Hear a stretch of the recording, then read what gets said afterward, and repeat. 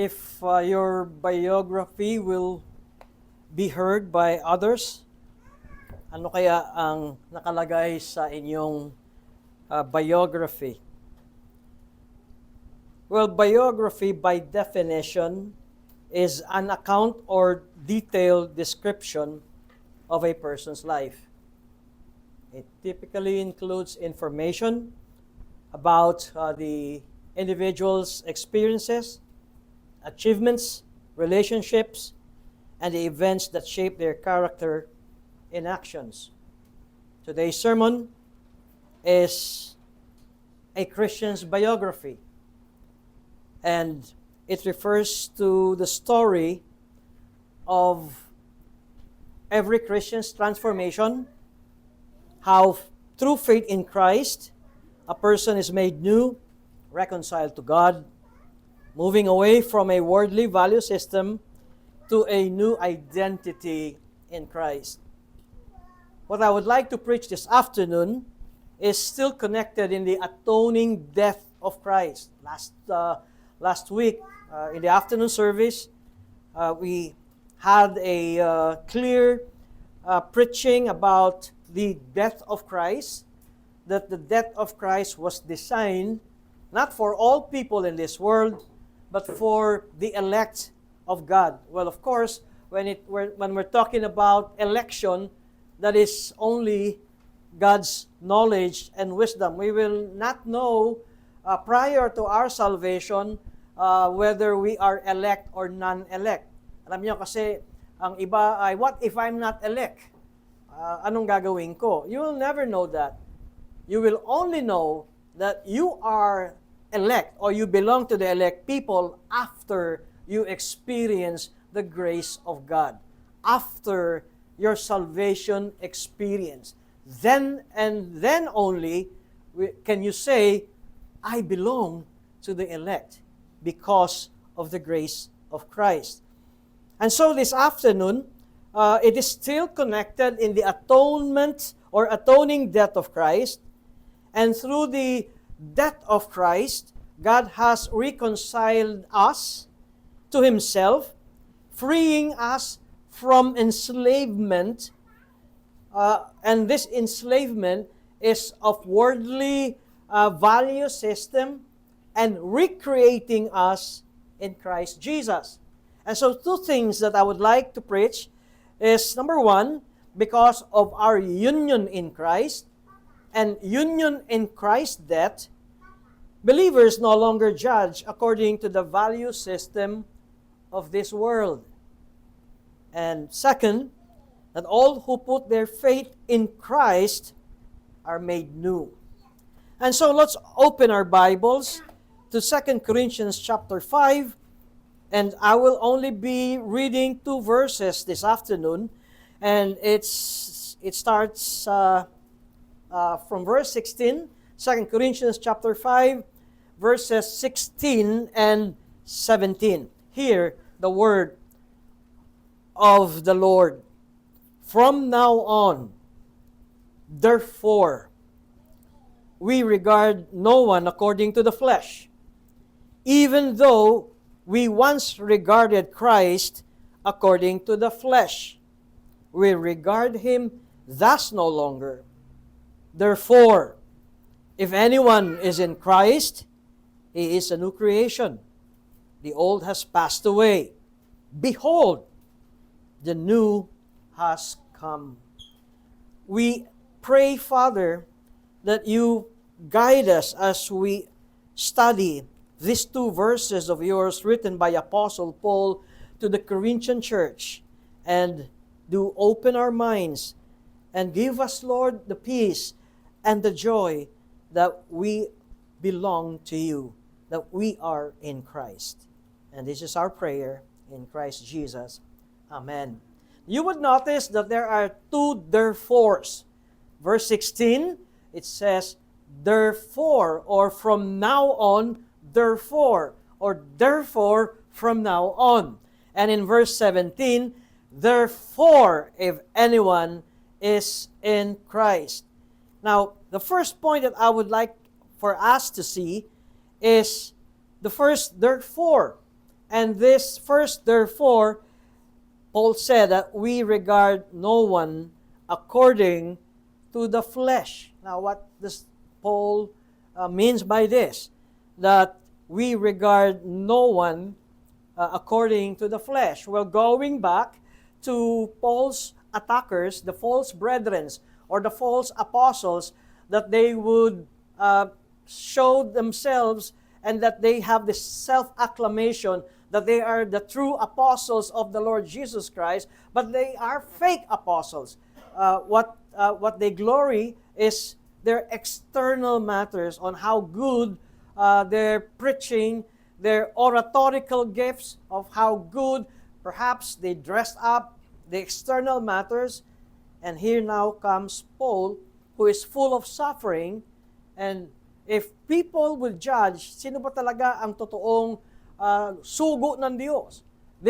A group of person who seems to be powerful in preaching, and in external ay talagang maayos. And this Paul, do you have any idea kung ano itsura ni Paul? Sabi nila, I think it's 4'11" to 5 feet high. Tapos, because ang dami niya ng floggings and beatings, ang itsura niya ay talagang very weak and perhaps pale. Now remember, in this book, the 2 Corinthians, Paul was praying that God or the Lord Jesus will take that thorn of the flesh away from him. Ano itong tinik sa laman ni Apostle Paul? And there was a time na sinabi ni Paul that you would be willing even to give your eyes para sa akin.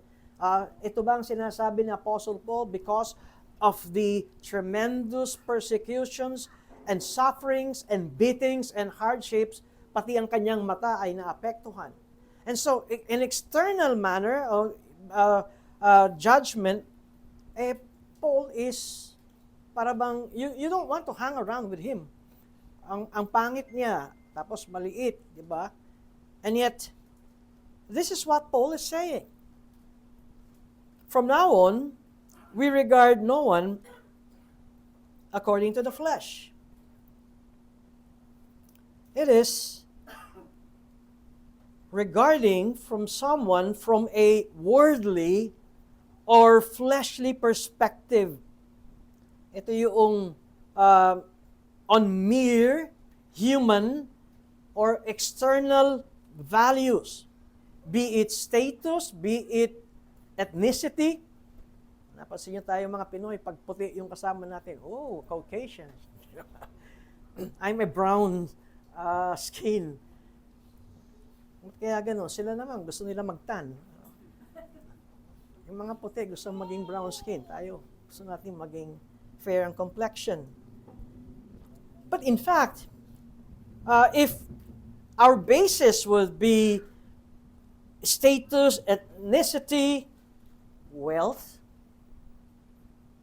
or appearance, isn't it that this is what Paul is trying to convey to the Corinthian believers? Remember, going back to 1 Corinthians chapter 3, and if you could follow me here in verses 1 to 3 of 1 Corinthians chapter 3, and Paul said, "But I, brothers, could not address you as spiritual people, but as people of the flesh, as infants in Christ. I fed you with milk, not solid food, for you were not ready for it. And even now you are not yet ready." Why were Paul called these Corinthians fleshly believers? Or in fact, ang sabi ni Paul dito, they are infants in Christ. Because in verse 3, Paul continued, "For you are still of the flesh. For while there is jealousy and strife among you, are you not of the flesh and behaving only in human way? For when one says, 'I follow Paul,' and another, 'I follow Apollos,' and another, are you not being merely human?" So if we are going to connect this passage of the 2 Corinthians 5:16, that we regard no one from now on. That is, from now on, therefore, we regard no one according to the flesh, even though we once regarded Christ to the flesh.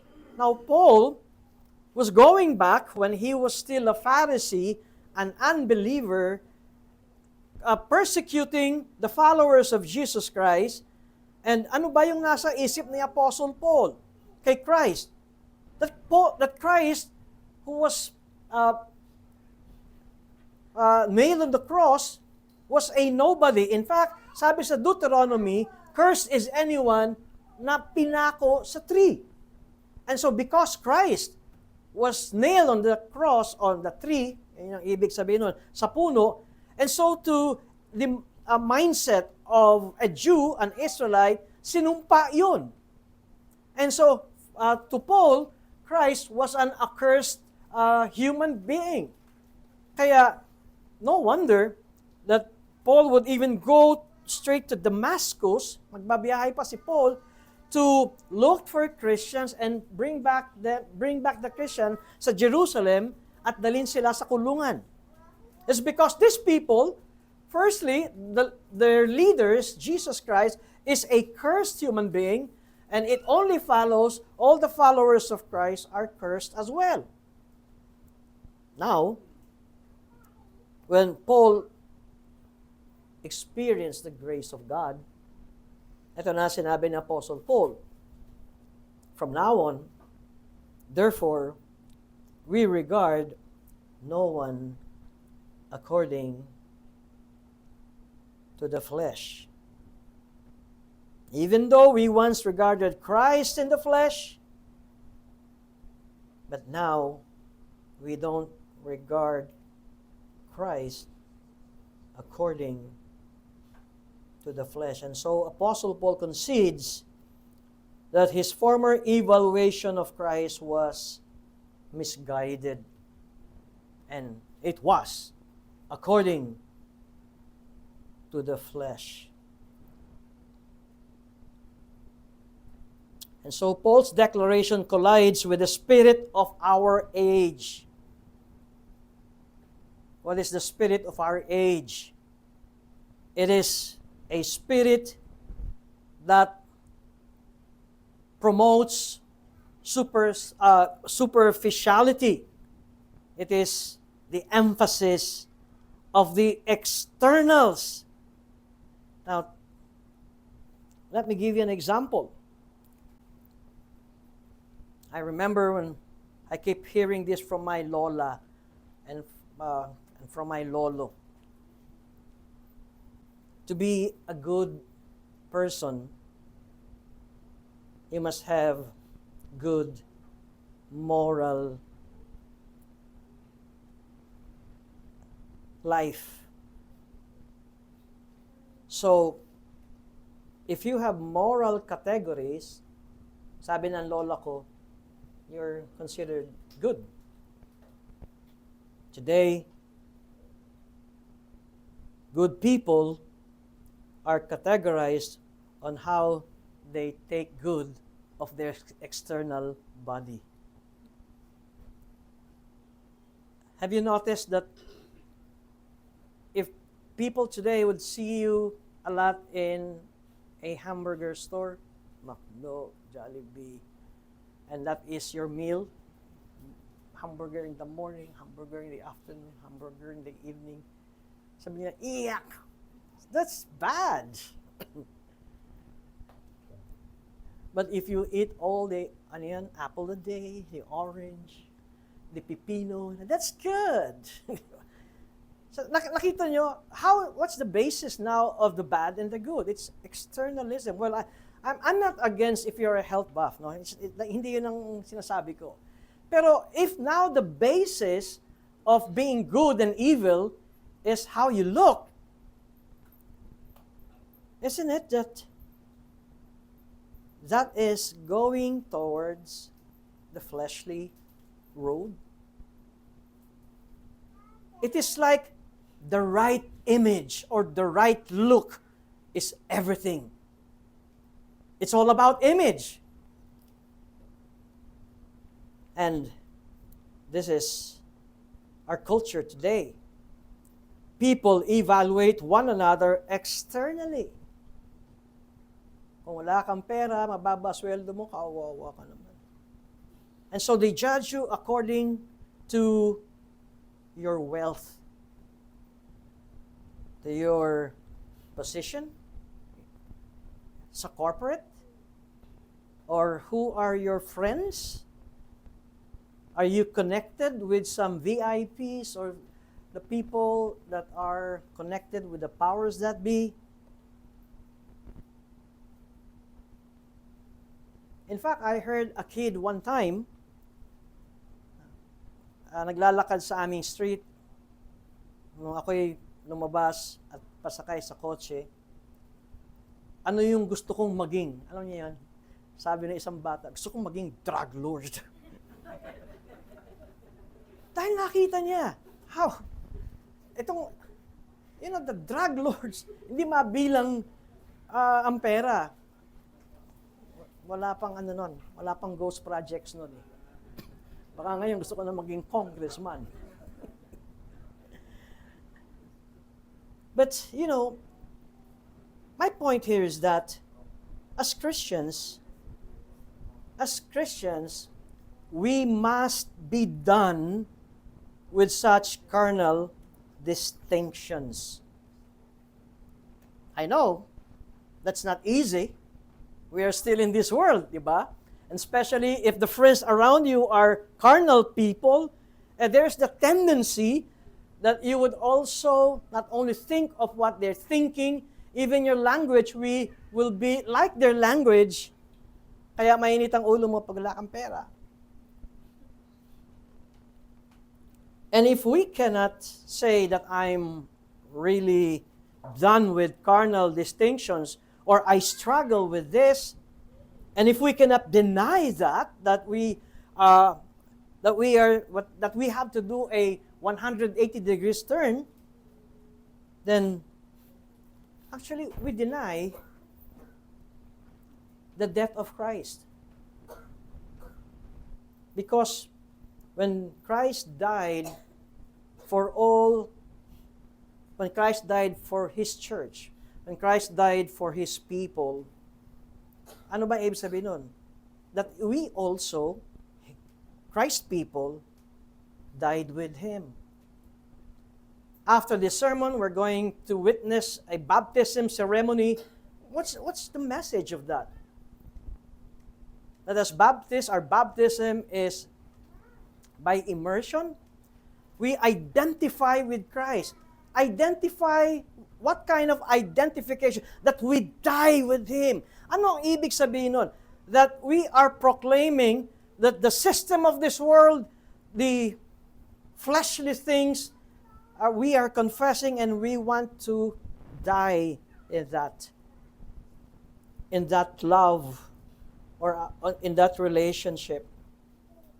And so if we aren't,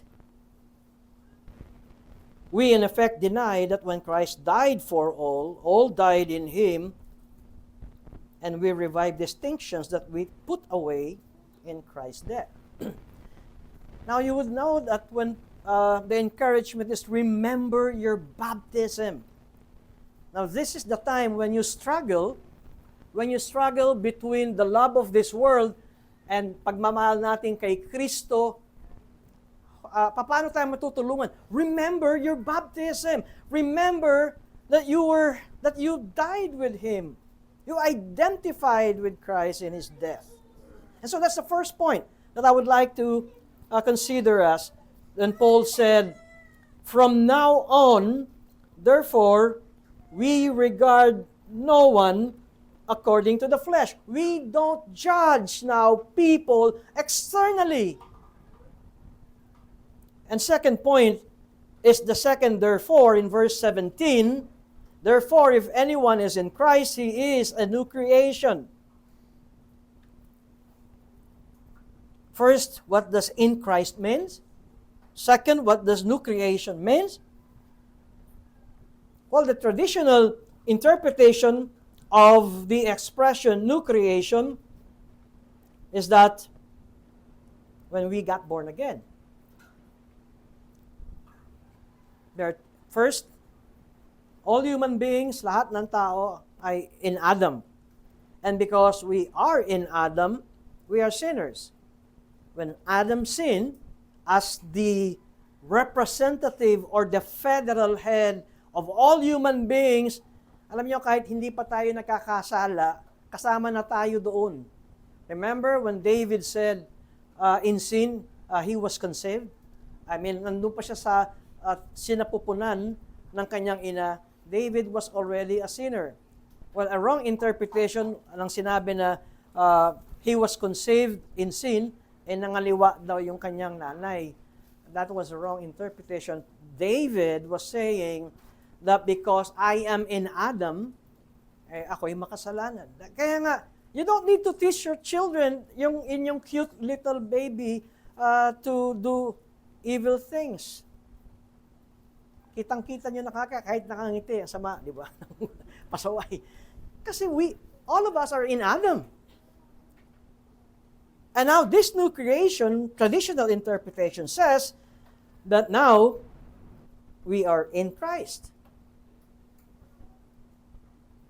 And so there is a spiritual renewal, and that occurs at regeneration. But if we are going to use the context here of Apostle Paul, na meron siyang sinabi, and I would just like to read this in verse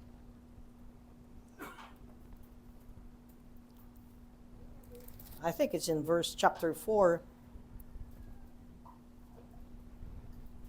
Yes, in chapter 4, 2 Corinthians chapter 4, and even in verse 3, and even if our gospel is veiled, it is veiled only to those who are perishing.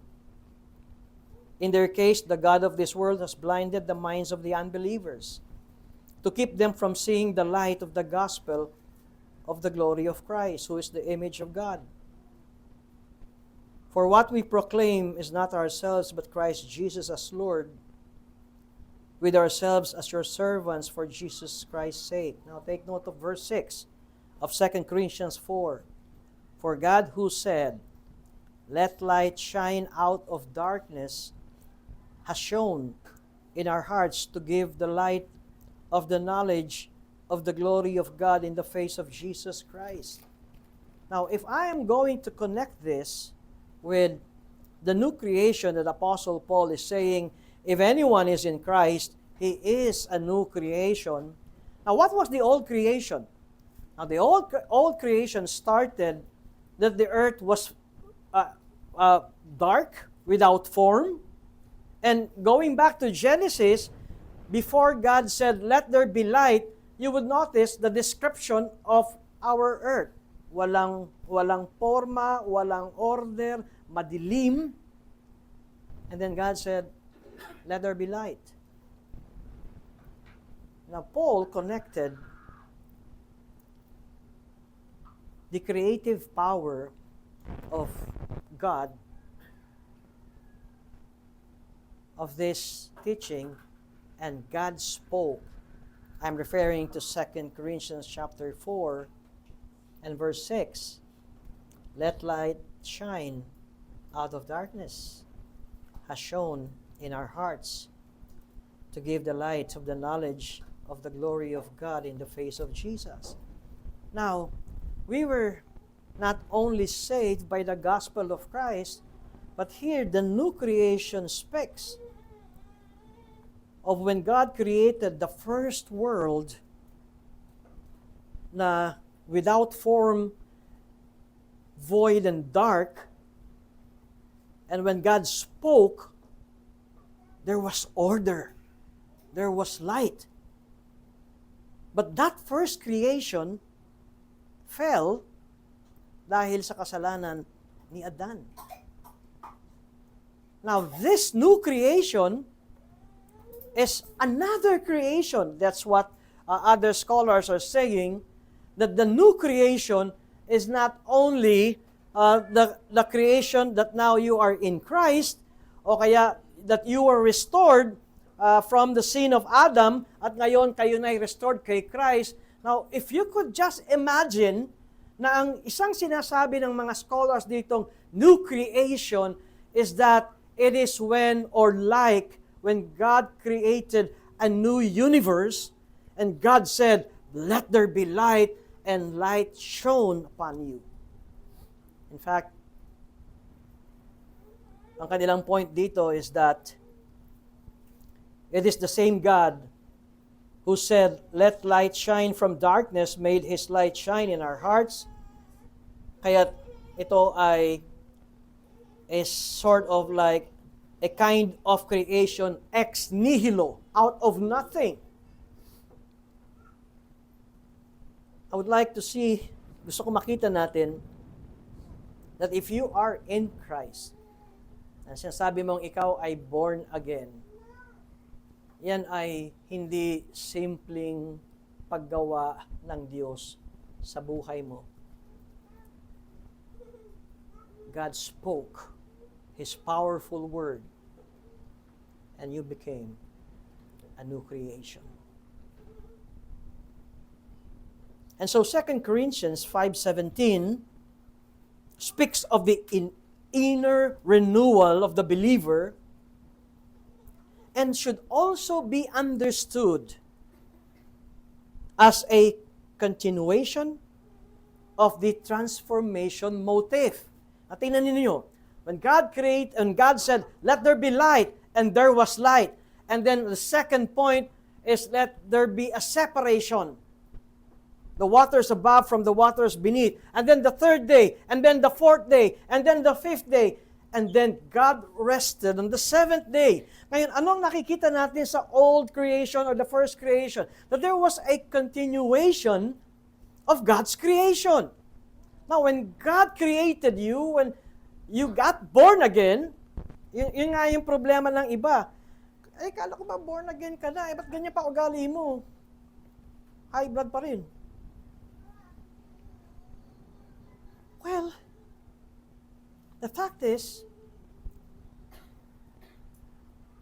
ang regeneration ng born again is like an explosion to the magnitude of a million level ng explosive. And then, it started inside of us. And then, there's a continuation of our transformation. Kaya nga, the old has passed.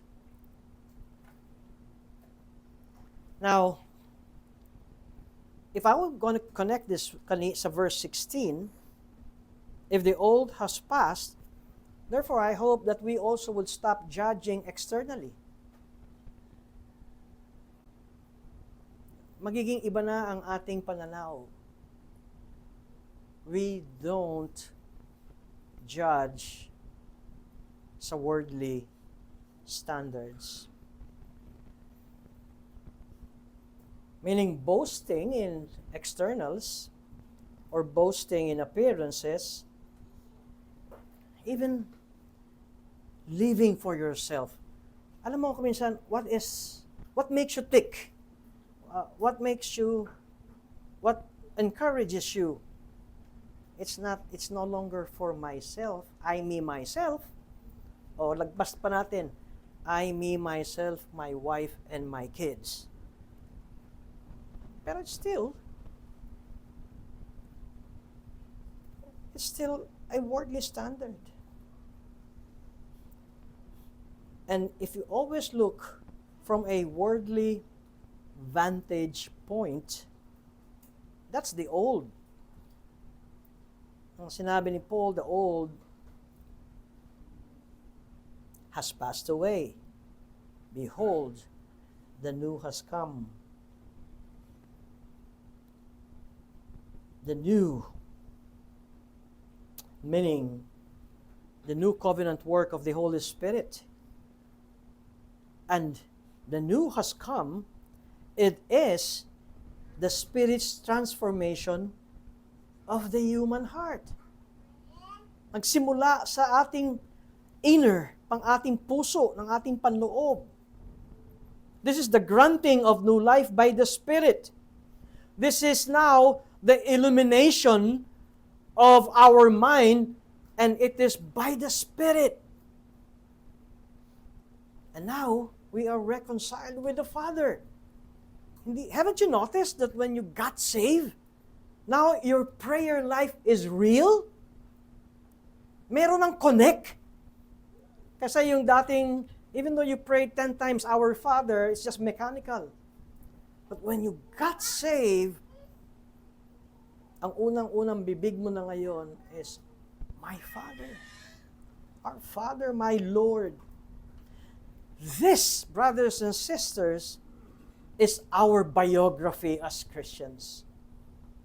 God's Word became so alive that we could never get enough of it. I wonder why would you go back and attend the Lord's Day, every Lord's Day. I remember when I was a charismatic, and if I interview people or ask people then, why do you keep on going back sa worship service ng charismatic? I love the music, I love the dancing, I love the lights kasi gumaganon, may mga colored lights din kami. It is like watching like a concert. But now, I love the word preach. I see Christ as the ministers preach His word. And this is, the old things had passed away, and the new things had come. Our burden of sin, our guilt, was gone. There is this peace, and there is this assurance ng lahat ng kasalanan natin, na gaano man kabigat at kasama, when we receive Christ, there is this certainty that we also receive the forgiveness of our sins. The preaching this morning was right on the dot. Perhaps we don't even realize yung pinatawad tayo sa ating kasalanan.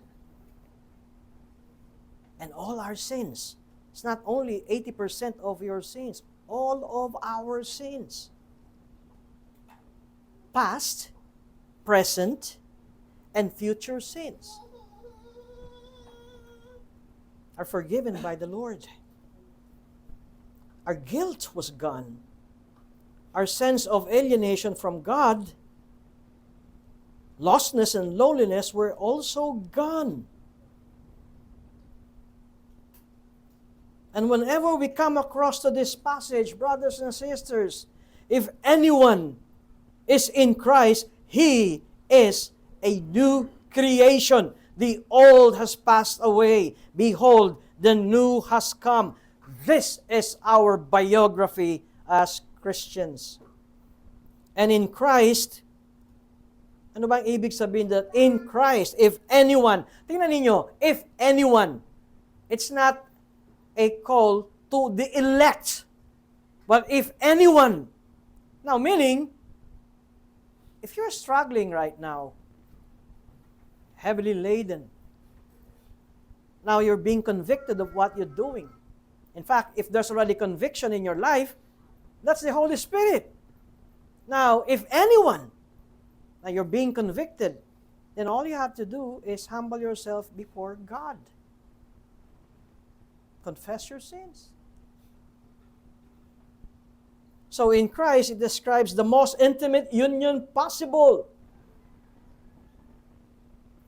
I repeat, in Christ describes the most intimate union possible.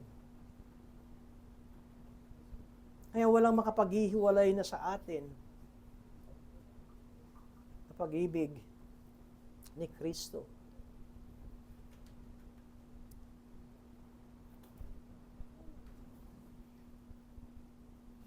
In Ephesians chapter 2, remember, we became Christ's workmanship,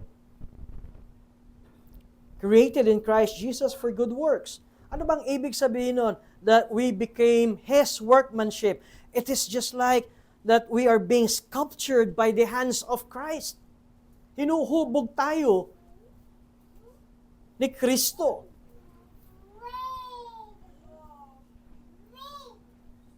And therefore, we have the abiding joy of the new creation. What do I want to stress sa sermon na ito? Number one, these two verses express two results that follow from identifying with Christ in His death. It is knowing and our being. From now on, we know that we regard no one according to the flesh.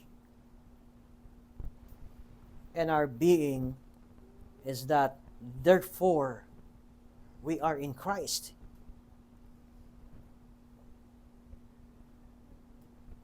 We are so intimate kay Christ that Christ will never let us go. Paano yung pasaway na Christian pastor, lugmok sa putik? Well, sa Proverbs, merong sinabing, spare not the rod. Sa Hebrews, God will discipline His Son. And this discipline is God's love. Why do we spank our children? It's that we don't hate them. We love them. Gusto lang natin silang awatin sa kanilang maling direksyon. And that rod is love.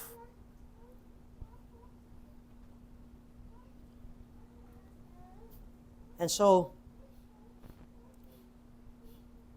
we know now that we are guided by the Lord. And so the knowing and the being is how we think. What's our mindset? And who we are in Christ. Who we are in Christ. So in verse 16, Paul tells the Corinthians that their fundamental perspective should now change. Before, they looked to others from a worldly vantage point. They now look at others differently. Meaning, gone are the days when we live for ourselves. Gone are the days when we live for ourselves. Let me ask you this. When you make plans and decisions para sa buhay mo, kasama ba ron si Kristo? Kasama ba doon ang local church mo? O ang inaasahan mo lang ay gaganda ang buhay namin? How do you decide? Is it only for yourself?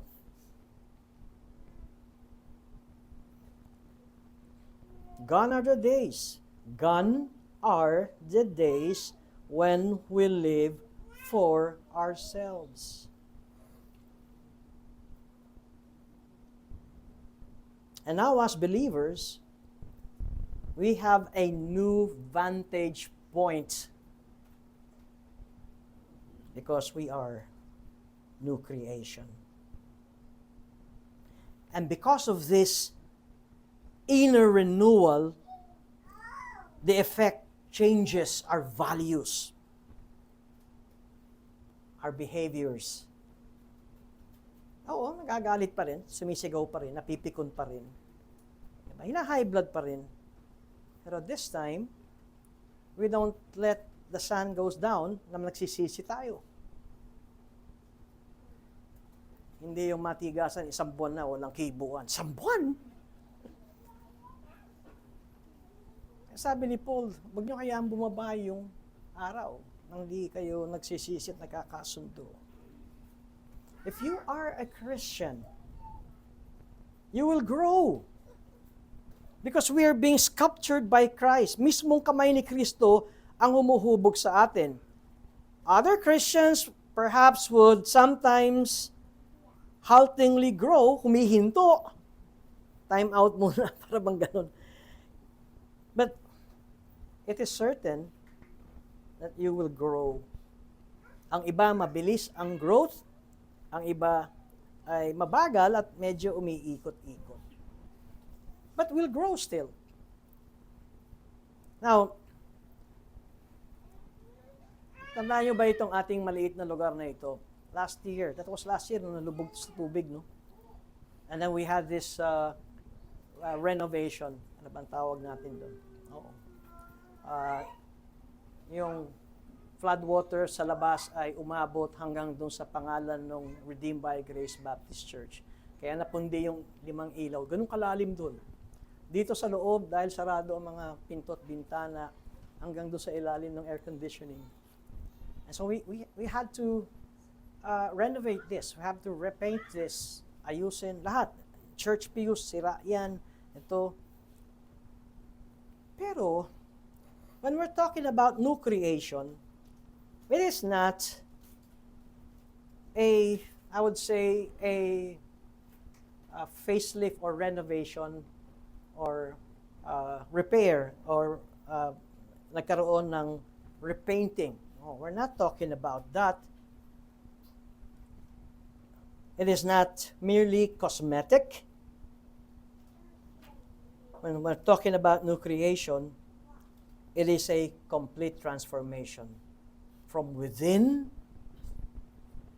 and then from inside out, from within, at makikita ito sa panlabas.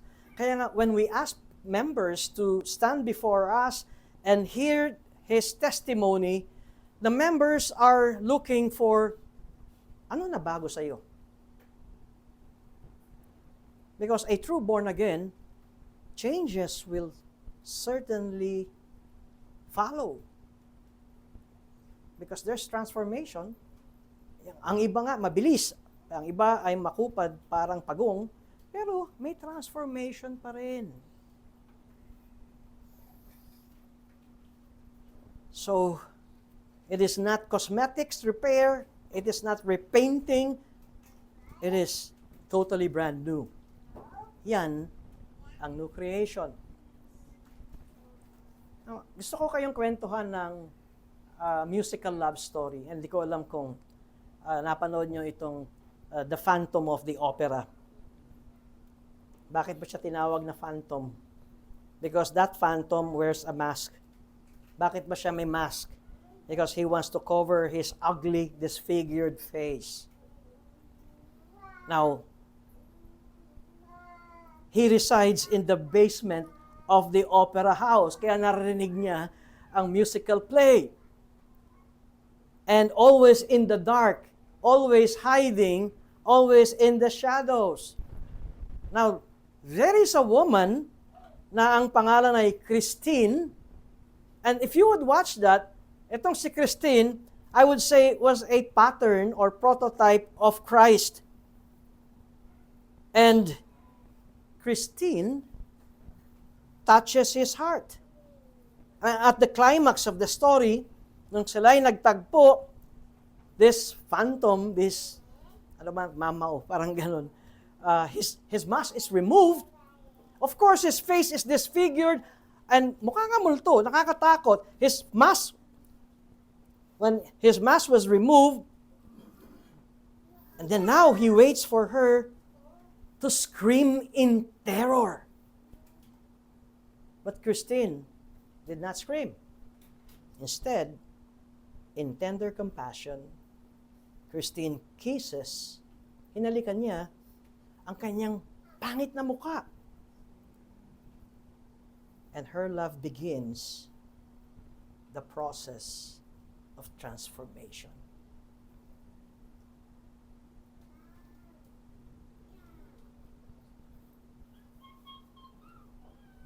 There is a wonderful poem entitled Old Violin,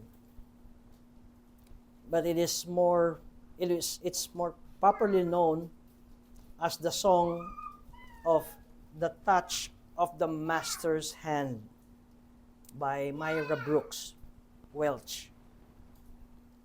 Now,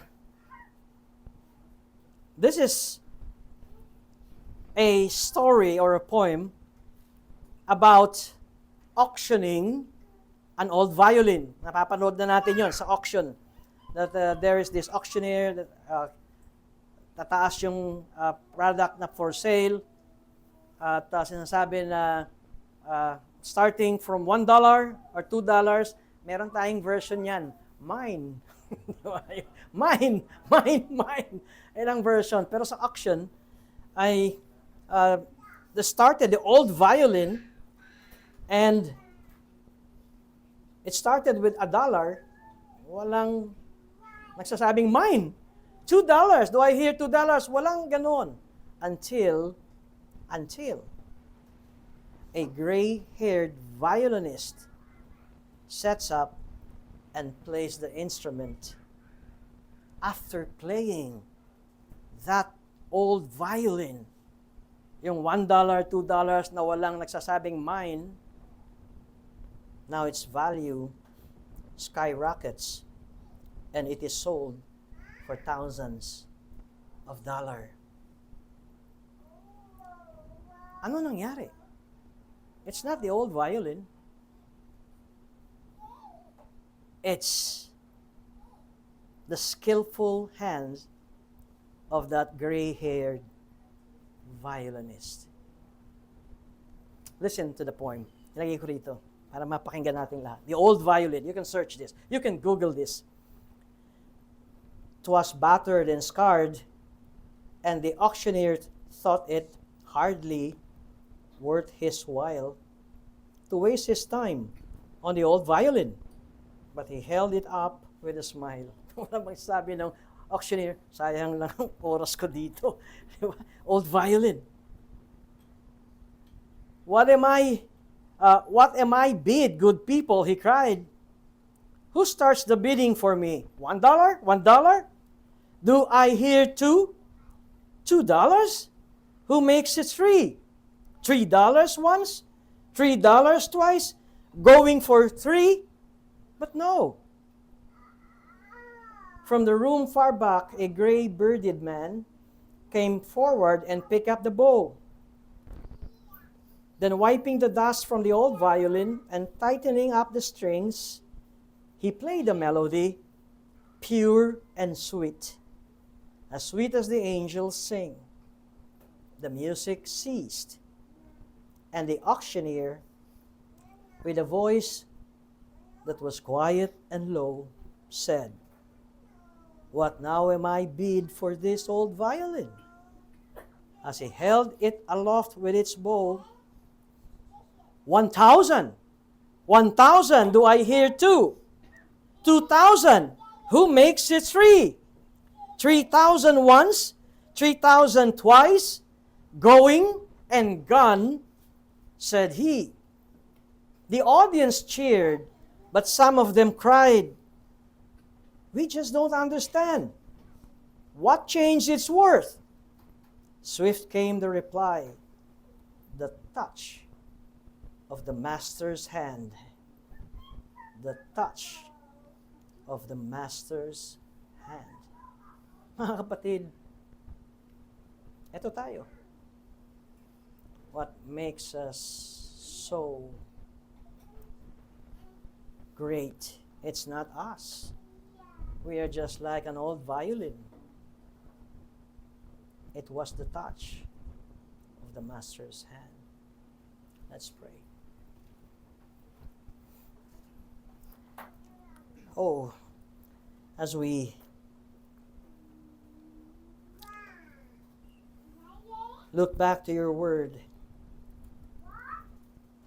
and also the poem that we heard, we are like an old worn violin, undervalued.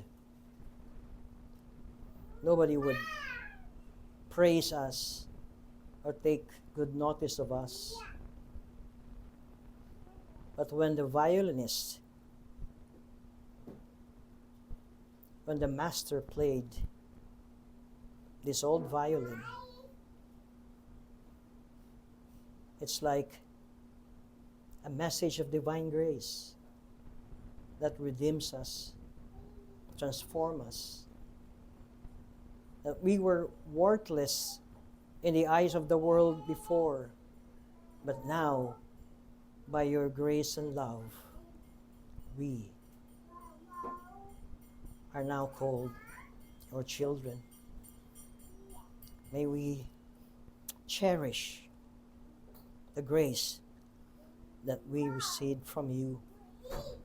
Panginoon, we also admit, yes, we still commit sin.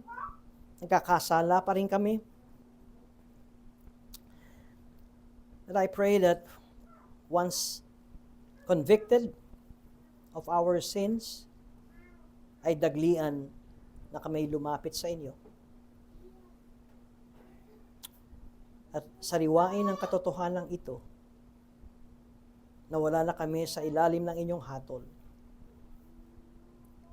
Because we are in Christ. Ito ang aming dalangin. Amen.